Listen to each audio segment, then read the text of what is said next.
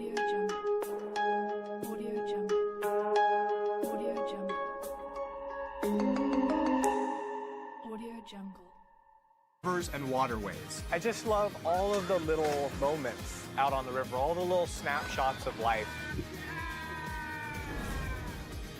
I'm visiting old friends Baby elephants, very playful. and meeting local heroes. ตายโอ้ยตายแล้วจับไม่ได้แล้ว She's really not happy with me. To discover this country's unique connection to water How do I go turn the other way? in a whole new way. I've visited a lot of places in Thailand, and honestly, I didn't even know a place like this existed.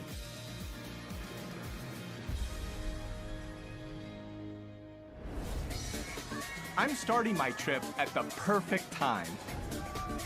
I'm in the middle of the world's largest water festival on Khao San Road in Bangkok. Songkran, as it's known, marks the start of the Thai New Year and of the rainy season. For 3 days every April, the entire country shuts down to engage in a nationwide water fight. And it's a great mix of people, young Thai people, tourists from all over the world.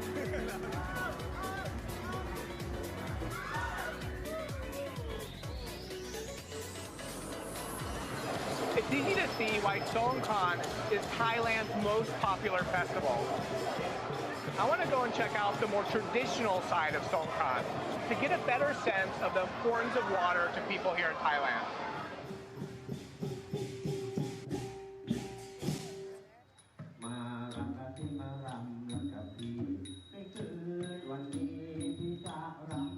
I'm at King Rama II Memorial Park.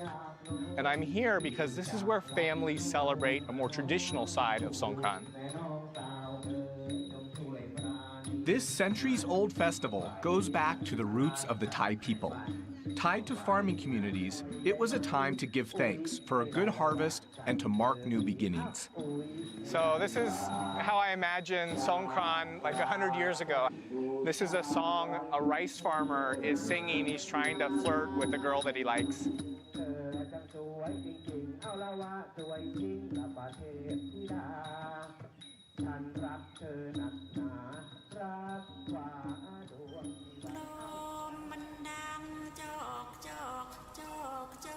This is the original way of celebrating the Thai New Year, where water is used as a symbol for both cleansing and renewal. เอาลูกตักน้ And then ask for a blessing. Yeah.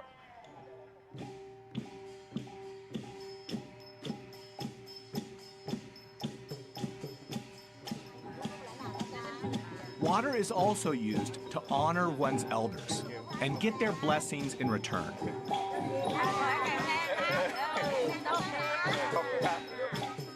It's great to be able to compare and contrast traditional Songkran and what Songkran has become for a lot of people. That's the way Thailand is. In Thailand, you get this great mix of tradition and contemporary ways of celebrating. And it's all connected to water, the essence of life. I first came to Thailand in the 1990s to study freshwater fish. I spent a lot of time on rivers, traveling up and down rivers, and it was clear to me how connected people here are to rivers and water. And that's why I've come back. I'm going to travel Thailand's two major waterways, starting south at the Chao Phraya River and then north to the mighty Mekong, before I end my journey back at the source and the heart of Thailand's Central Plains. I want to understand what rivers mean to Thai people and how they have influence and are still influencing people's day-to-day lives. And the first place to start is the capital. Like any big city, Bangkok has its share of roads, traffic, street lights, and skyscrapers. But believe it or not, in the beginning, Bangkok's highways weren't made of concrete, they were made of water. I'm in one of the principal canals that runs through Bangkok with travel writer Steve Van Beek. No place better encapsulates how much Thai culture is bound to water than here.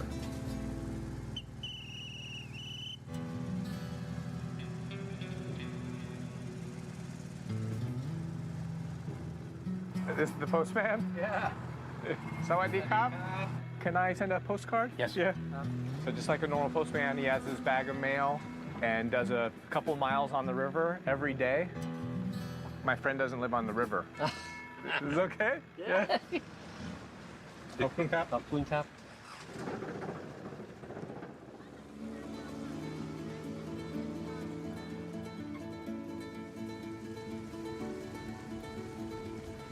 Seems like this is the side of Bangkok that most people don't see. Yes, life here is still a bit like it was in Bangkok about 30 years ago. In other words, boats are still used to get into these areas that the roads don't reach. It's their principal form of transportation. Steve spent over 11 years living by the river and has seen how water permeates every facet of life here. Water is the lifeblood of the Thais. If you understand the importance of water in the development of Thailand's agriculture, its commerce, its history, etc., and if you look at water values as they take place in daily life and such, I think you have a pretty good understanding of who the Thais are and what's important to them. I can see why Bangkok was once called the Venice of the East. Most of the city once consisted of a labyrinth of canals that were built hundreds of years ago. Thais recognized early on was that instead of being an obstacle, water could actually be a facilitator of economic growth, transportation. Today, these canals have all the modern amenities of a normal city. From postal services to even floating banks. But population growth, urbanization, and pollution have taken a toll on the health of the river, negatively impacting communities and marine life. And not many of these canals have survived. Most of the canals were paved over to make roads. Once we went to road transport, we kind of turned our backs on the river. Though there are communities here who still cherish and celebrate this riverine way of life. I just love all of the little moments out on the river, all the little snapshots of life. Tons of people fishing, kids playing in the water. I mean, literally hundreds of moments, little moments like that, that just make you smile.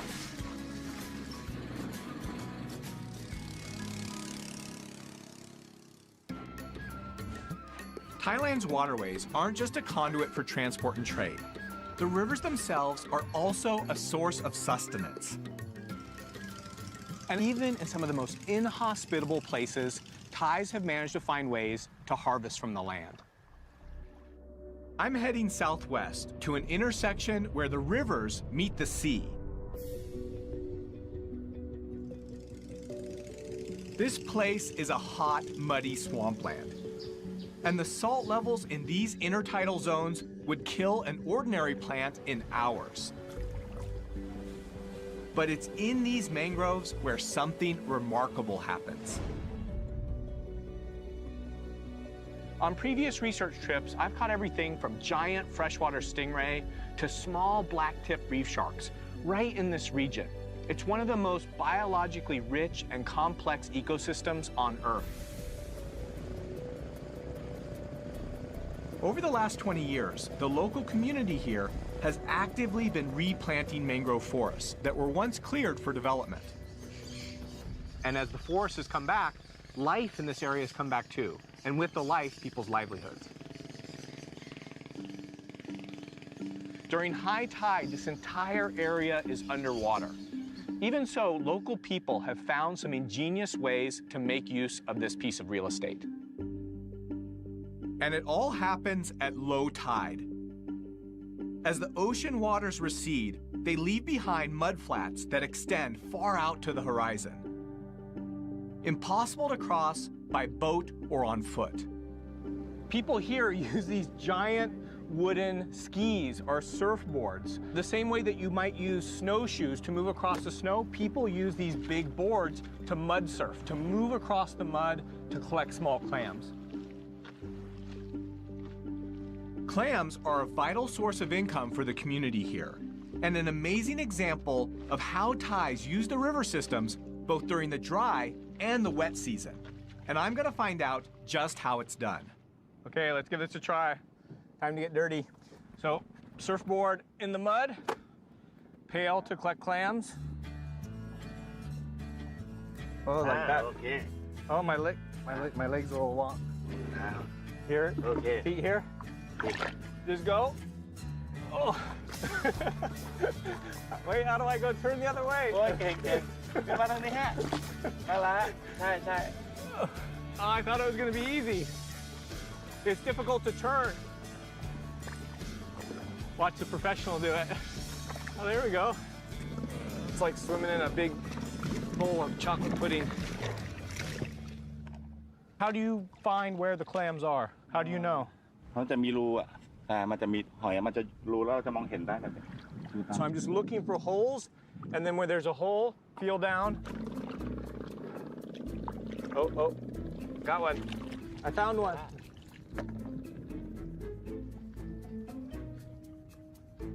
Ah! Reaching down in the hole, more often than not, I didn't get a clam, I got a crab. And as I grabbed onto the crab, they grabbed onto me. Ah! Gotta watch where I put my fingers. The clams we're collecting in Thailand's intertidal zone are blood cockles, small edible shellfish that grow to about 2 inches. This is hard work. It's about 95 degrees, and the sun is pounding down on us. No, ไม่กี่ตัวแล้วครับ but I have about 5. Hatua. In 4 or 5 hours, how many? Can you get a bucket full? ถ้าเก่งๆก็ได้ประมาณเป็น10กว่าโล10กว่ากิโล 10 kilos, 20 pounds of clams in 4 hours, if you're good. But so far, I only have 6.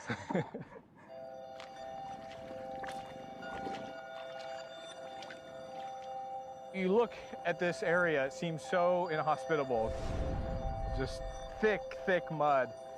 And to think that people make a living out here collecting 20 pounds of clams on one low tide, that's pretty impressive. The tide is coming in, so we head back to shore to wash and count our catch.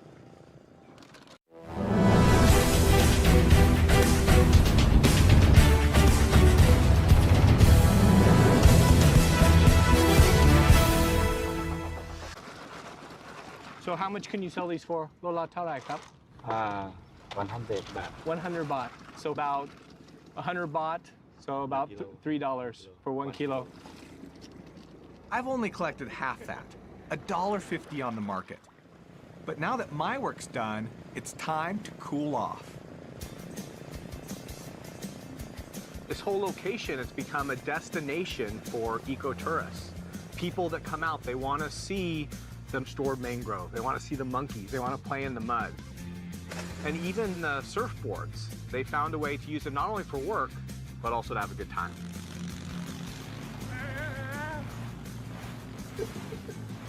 After hearing what's happened out here, it's a real success story. Families moving from cities back out here to start ecotourism businesses.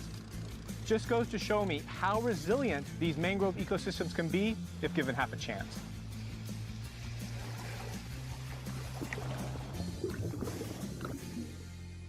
Next, I'm hitching a ride on the river to the ancient capital of Ayutthaya.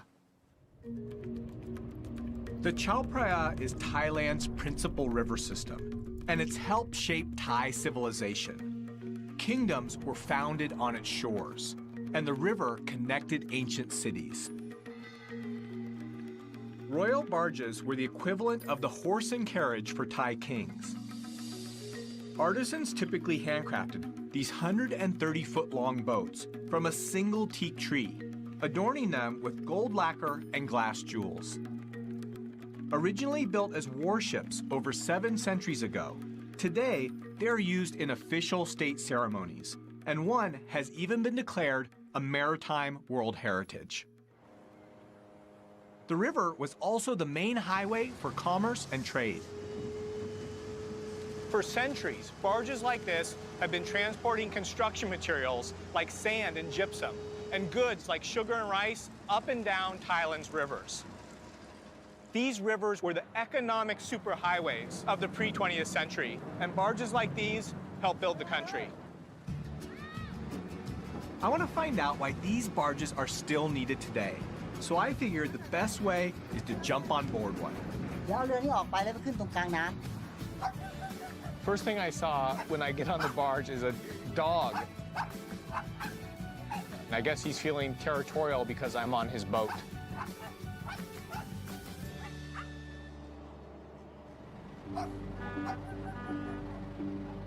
Now that we're all loaded up, we have a long, slow journey ahead of us. It's going to take us over 20 hours to cover just 62 miles. Which is pretty crazy if you think about it, because a truck could cover that same distance in about 2 hours. We're heading toward the city of Ayutthaya. Only 100 years ago, this river was filled with thousands of barges. Nowadays, as roads become the more popular method of transportation, the barges are dying out. I wanted to ask steersman Pramod what kinds of goods he carries and why. อย่างขนข้าวอย่างเงี้ยมันเอาไปเยอะกว่าประหยัดน้ำมันกว่า And so people still use the river like they did before. ใช่ใช่ถนนก็ไม่ติด I guess it makes sense. You can move more goods more cheaply if you're not in a rush. Pramod lets me have a go at the wheel, but not before a crash course in towing 3 92-foot-long barges carrying over 1,000 tons of soil. What happens if I need to stop the barges? If I turn the wrong way, I have to stop the barges. How do I stop them? แต่มันไม่มีเบรกเวลาจะเบรกเราต้องถอย เข้าเกียร์ถอยหลัง He says, no brake. So you imagine all of that weight, all of the inertia. It's impossible to stop. So go slow, just drive slow, be patient. ใช่ใช่ครับ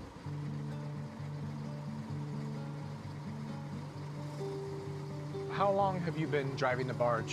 ก็นาน30 ปีได้แล้วพ่อแม่ขับเรือปู่ก็เคยอยู่เรือแปลซุงที่จังหวัดน่านล่องมาเมื่อก่อนไม่มีเครื่องไง With only a paddle, it's a 400-mile journey that back then would have taken over a month.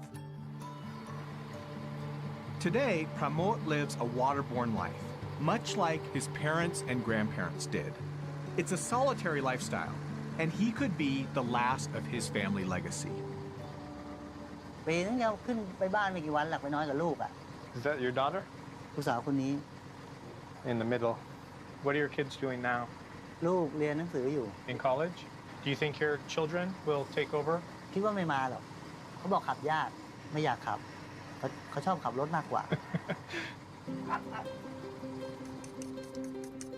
I'm curious to understand what motivates him to keep doing this. What do you like about being on the boat? อยู่นี่มันชีวิตอิสระแล้วเราอยู่มาตั้งแต่เกิดเล็กๆแล้วก็ถนัดกว่าคนอื่นมันก็ไม่ต้องไปเป็นลูกจ้างเขา You know, being out there, I got a sense for what that life is like. In many ways, life on the river is like taking a step back in time. Things seem more calm, more relaxed. Life seems to move at a slower pace. And that feels good. Having said that, I need to reach Ayutthaya before dark. So I say my goodbyes to Pramod and hop on a slightly faster mode of transport. Barges transported materials up and down rivers and helped build the Thai nation. But once goods got to port, there were no trucks or cars to get materials to their final destination. So people looked for the biggest, strongest thing they could find: elephants. I want to get a sense for just how these mighty pachyderms help build the Thai nation. So I helped the mahouts We brought a few elephants down the river for their evening bath.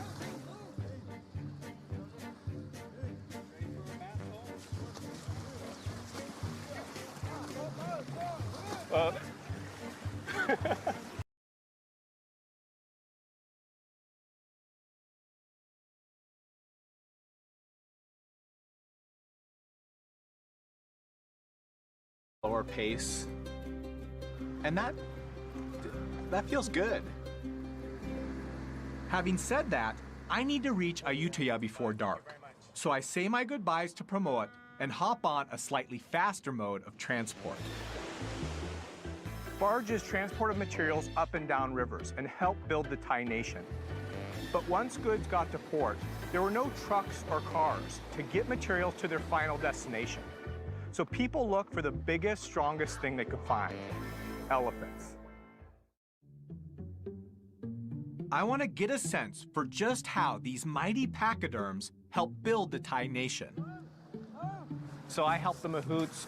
We brought a few elephants down the river for their evening bath.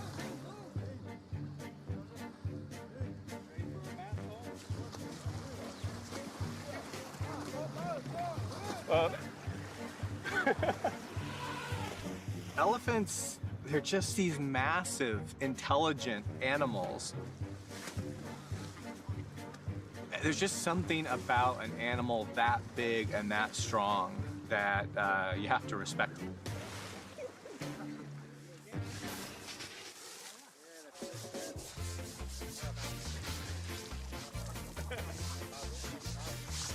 Changi, are you Torai?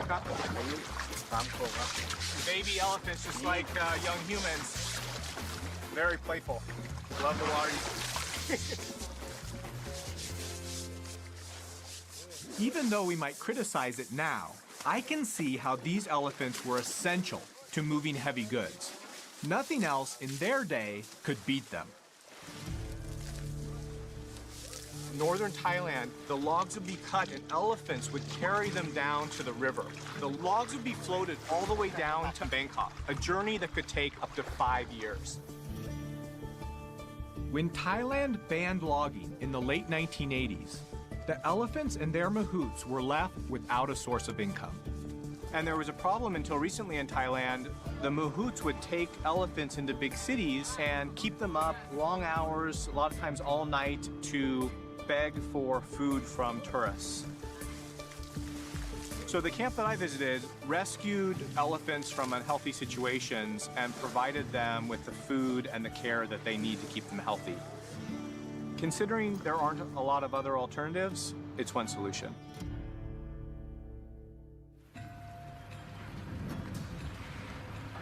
It's the late rainy season in Ayutthaya, Thailand, and surrounding this ancient capital is another key reason why the Thai kingdom thrived.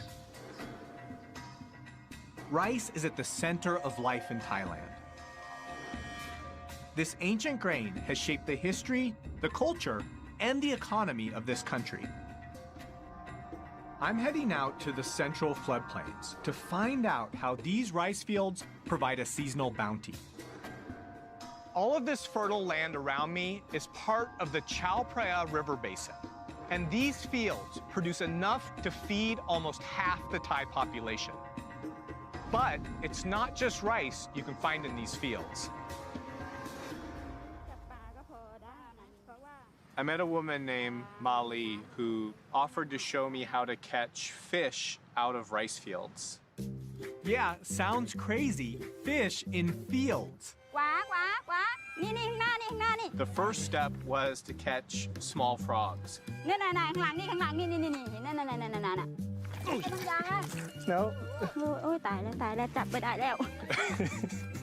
Got it, I got it. We were running through the mud, looking for small frogs. There were little frogs in the mud on the edge of the water, and Molly was just yelling at me, but it was harder than it looked. They're so sneaky, aren't they, Molly? Molly's teaching me how to catch bait, the bait that she uses for snakeheads, and this is one of the snakeheads' favorite prey. but she's really not happy with me. ได้กี่ตัวแล้วน่ะ Only one. นี่แจมจับเขียดไม่เก่งเลย How many frogs do we need for bait? 20 กว่าตัวก็ได้ แล้วปัก So เบ็ดไม่มาก we have 5. She said that we need at least 20. นี่อีกตัวหนึงเนี่ย Says I'm not good way. Oh, เอาได้ไม่ได้ We finally got enough frogs to start fishing. เราต้องไปปักเบ็ดก่อนใช่ไหมจะ Yeah. จับเขียดแกะเบ็ด it's very simple. Just a small piece of bamboo, a string, and a hook. And Mali makes these herself at home. เราจับเขียดมาแล้วเราก็นี่ไง Sorry, buddy. แล้วเราก็ปักเบ็ดไม่ต้องให้เขียดจมน้ำ We're fishing for snakehead. It's one of the more common fish in the rice fields. It'll sneak up, it'll sense the movement of the prey of these frogs on the surface of the water and to ambush predators. So it'll sense the movement and then strike. Mali, the snakeheads, aroy, mai? อร่อย Aroy. The whole process is just so simple. Molly is someone, she doesn't have a lot of resources, and yet she's come up with a way to get the food that she needs both for her family and to sell from very simple instruments. เพราะว่าเราจับเขียดปักเบ็ดนี่เขาจับกันมาหลายปีแล้วใช่ไหมคะแต่ถึงเวลารุ่นเราก็ปักไปตามโบราณที่เขาว่ามา ที่มีน้ำนี่มันก็มีปลาตลอด เพราะมันไม่แห้ง Mali saying during the rainy season, all of these areas are connected from the river to the rice fields, and the fish that she relies on spread out all over the rice fields. So it's that cycle of the rainy season that connects most of the lands around here. And it looks like we finally got a bite.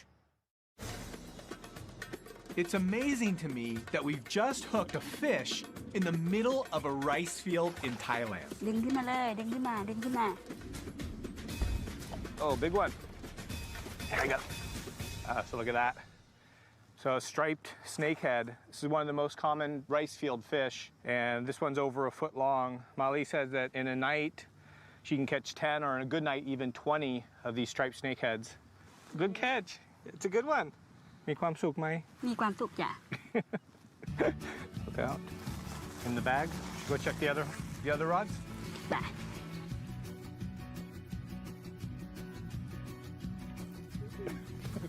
You know, think of all the things that she's getting from the water. She's getting fish, the rice, frogs, snails, crabs, shrimp, all supplied to her from a small bit of land that she has and from the river and the water.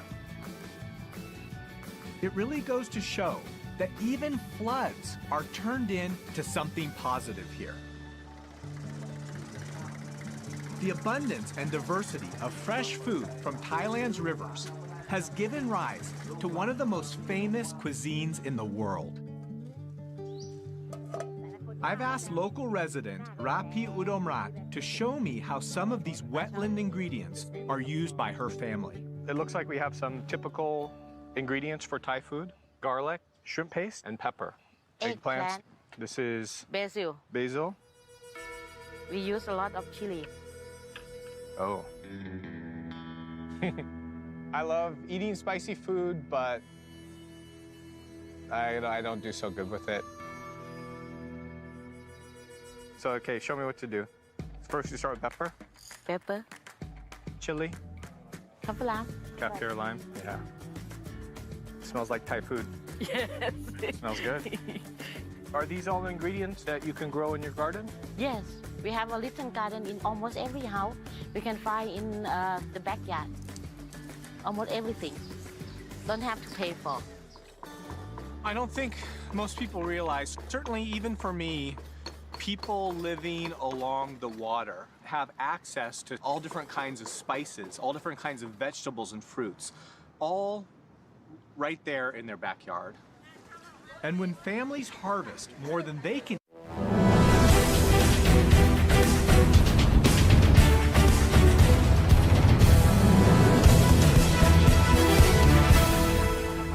the river itself provides the space to sell it. When we almost finish, we feel sticky. Yeah, it feels sticky now. You like to try it? Sure. Oh. Is it spicy? A bit. For Thai. ฝรั่ง I don't know. Wow. Yeah, spicy.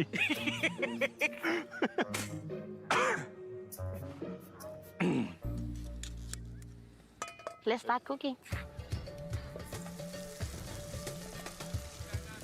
What makes Thai food special? เพราะว่ารสชาติอาหารไทยแต่ละอย่างต่างกัน หวาน เปรี้ยว เผ็ด เค็ม Some of the ingredients we're using are only available in this season. เสร็จแล้ว It's done? ใช่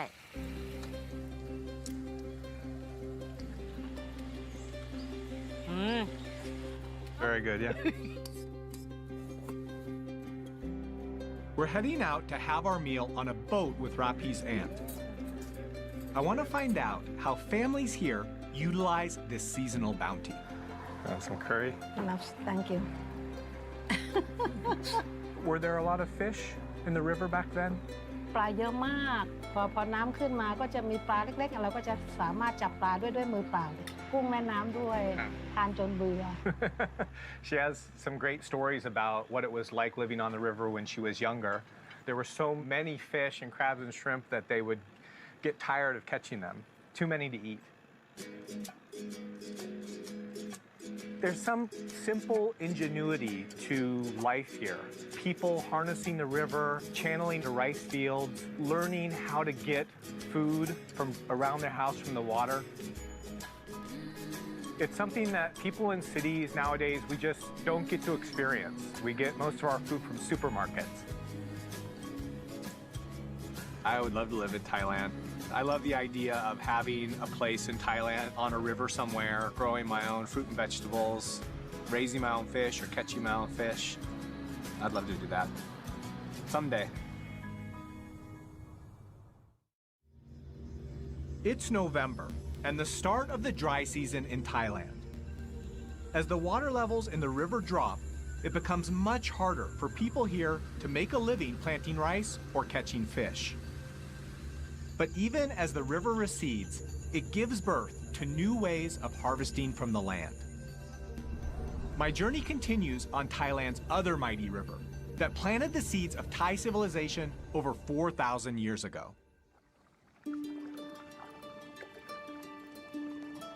This is the Mekong River. It's one of the largest rivers in the world. It flows for over 4,000 kilometers through 6 countries: China, Myanmar, Laos, Thailand, Cambodia, and Vietnam. It's beautiful here. It truly feels like one of the world's great rivers. Feels more wild, more remote. One of the reasons why the Mekong River is special is the way the river changes from season to season.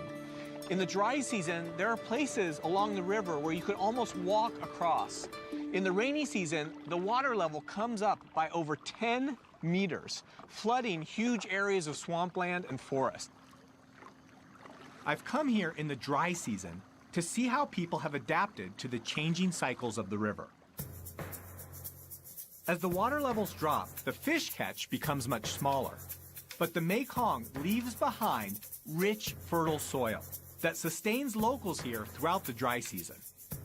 Man, check this out. This is pretty cool. During the dry season, people plant vegetable gardens on the exposed riverbank. You can see long bean, lettuce, cabbage, tomatoes, cucumbers, all in this one plot.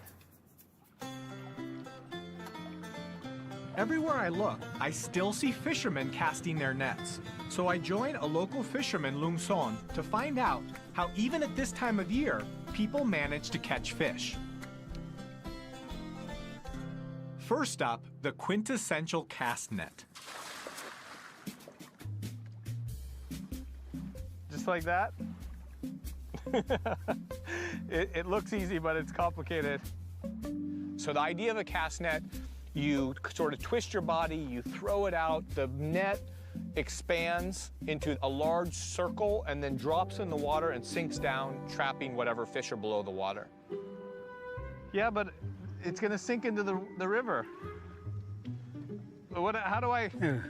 ต่ำนี่เบี่ยงสิแล้วก็ เหวี่ยงไปเลยเอา Okay, here we go. You ready? Okay, 1, 2, 3. Oh, I caught a boat.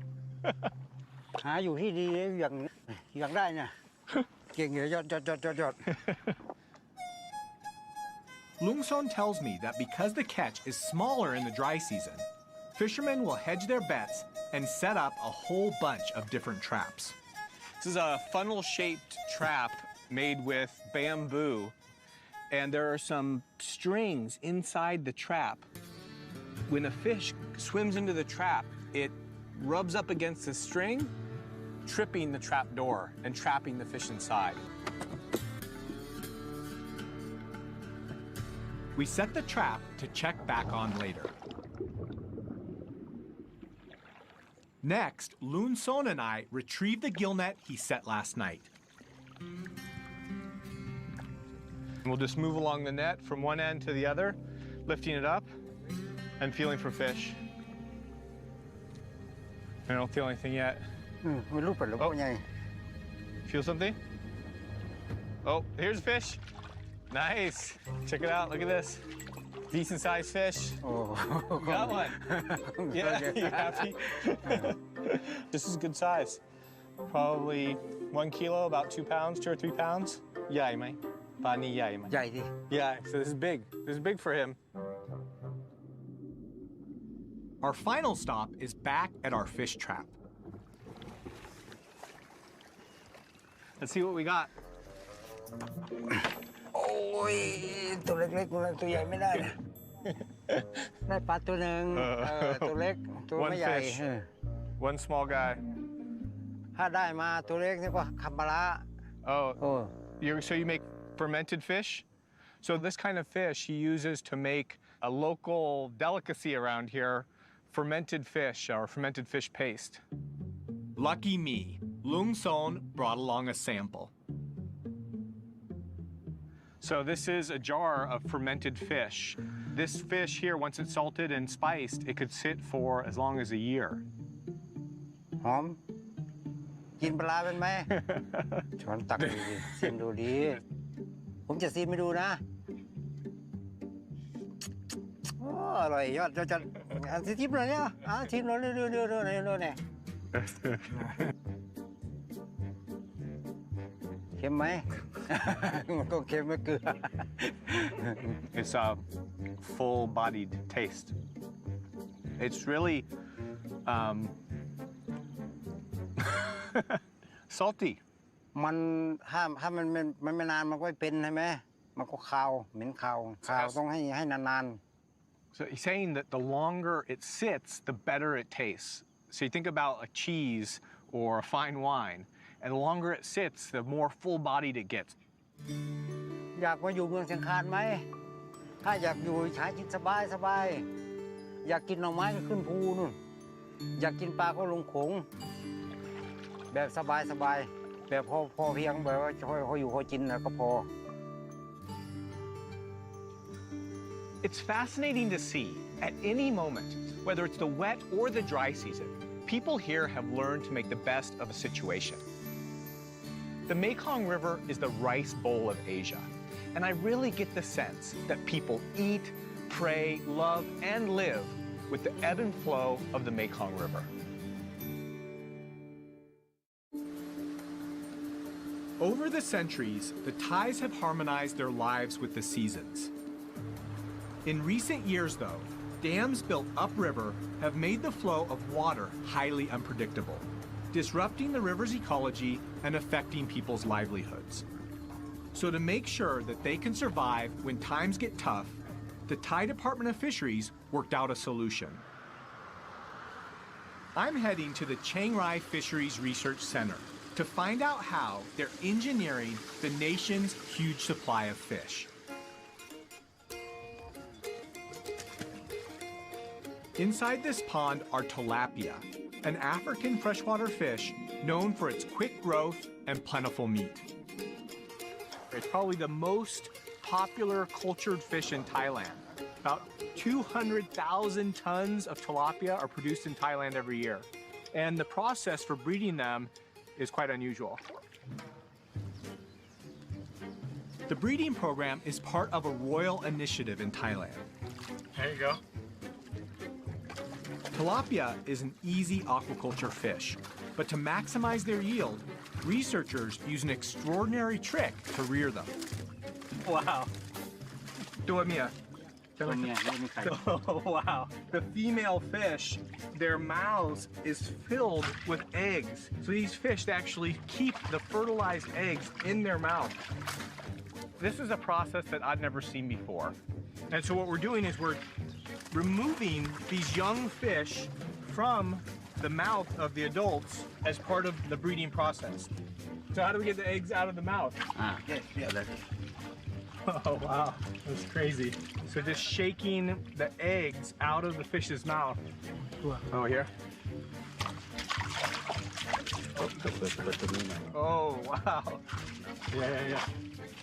I mean, 200 or 300 young fish in one adult's mouth.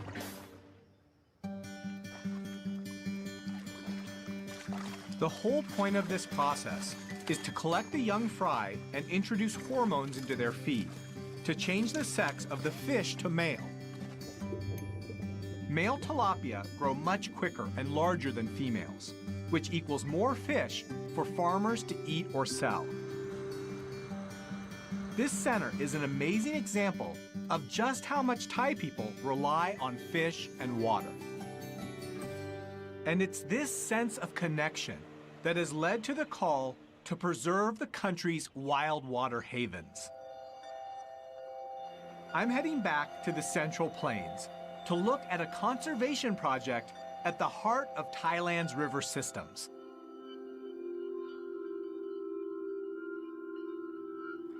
Right now I'm out on a huge expanse of water. It's a big lake that's part of Thailand's largest wetland. It's called Prathet.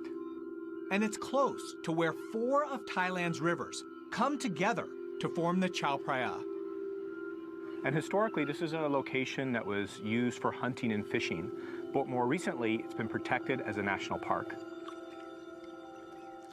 I'm here with Somsak Tonghun from the Fisheries Department to find out more about why this place is so important. ตรงเนี้ยช่วงหน้าน้ำให้เข้ามาให้ลูกปลาเข้ามาเจริญเติบโตซึ่งจะสัมพันธ์กับช่วงหน้ามันก็พอปลาโตก็จะหนาวพอดีก็จะมีนกเข้ามาเราก็จะเห็นว่ามันสำคัญตรงที่ว่าทุกอย่างมันสอดคล้องกัน Prathet is home to dozens of indigenous and migratory bird and fish species. Everything from Siberian rubythroat to ducks that flew here all the way from Pakistan. But I'm here to see something with more teeth. This area used to be home to over 30,000 Siamese crocodiles. But because of overhunting in the 1960s, there are now only about 100 left in the wild here. Are crocodiles important to the Prathet ecosystem? จระเข้เนี่ยนะครับถ้าพูดถึงในแง่แล้วเนี่ยเป็นสัตว์ที่ช่วยควบคุมระบบนิเวศยังเป็นตัวที่จะบ่งชี้ถึงความอุดมสมบูรณ์ Thankfully, conservation efforts here are helping their numbers rebound. I've visited a lot of places in Thailand, been to a lot of different rivers, but I've never been here. And honestly, I didn't even know a place like this existed. And it feels like a place where water is very important, the most essential element.